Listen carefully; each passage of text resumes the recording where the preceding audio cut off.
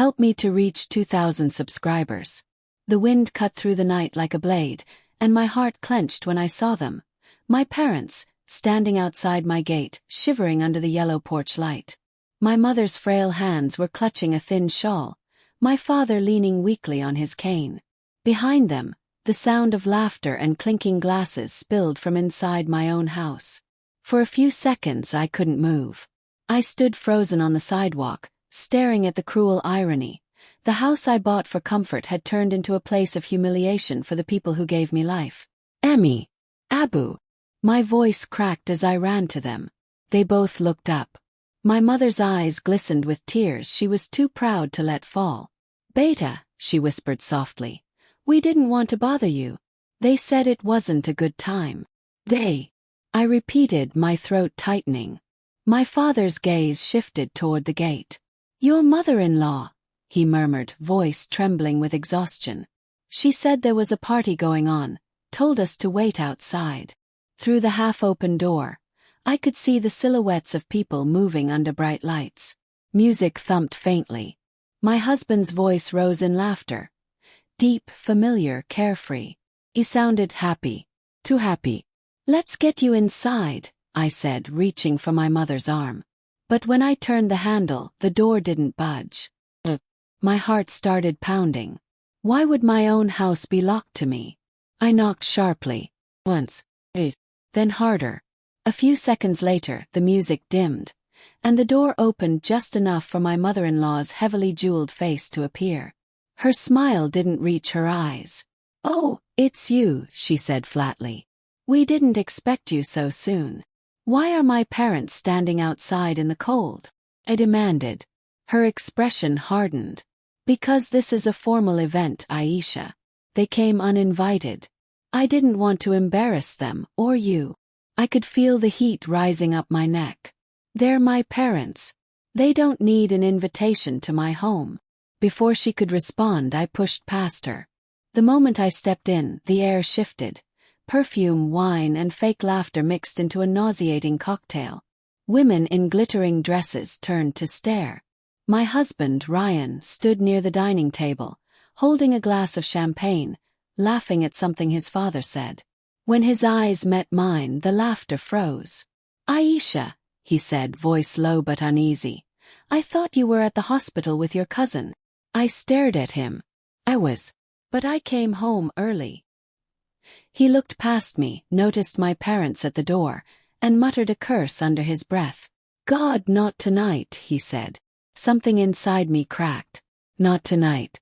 My parents, who raised me through every storm, were being treated like beggars outside their daughter's house, and his only concern was timing.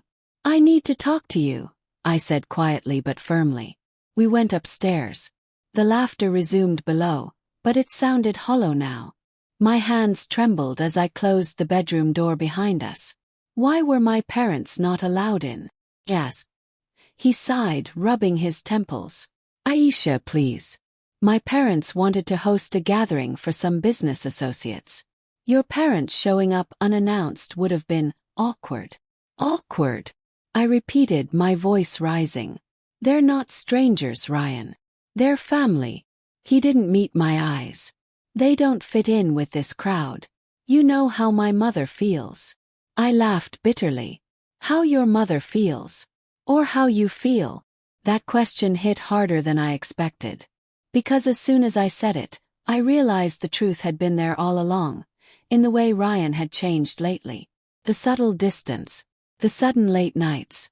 The way he avoided touching me when we passed in the hallway. Just tell me what's going on, I whispered. You've been different for weeks. Is it because of them? Or is it something else? He turned away, his shoulders stiff. Don't start this tonight. Then when, Ryan? When it's convenient for you. He hesitated, then looked at me. Cold, distant, almost resentful. Fine. You want the truth. I'm tired, Aisha. Tired of pretending. My family thinks you're holding me back. You spend too much time worrying about them, about your poor parents, about everyone but us. I need a partner who wants to move forward. Not one dragging the past behind. I felt the room spin. Dragging the past. Those people you're talking about are my past. They're also the reason I exist." He sighed, setting his glass down on the dresser. "Maybe that's why this isn't working anymore." My chest tightened. "You mean us?" He didn't answer, but silence was louder than any confession. Then, like a knife twisting deeper, I noticed something glimmering near the bed, an expensive bracelet I didn't own. The kind his assistant, Sanaa, wore every day. My breath caught. "Ryan," I whispered, staring at the bracelet. "Who was here?" His jaw clenched. He didn't deny it. And that was the final betrayal.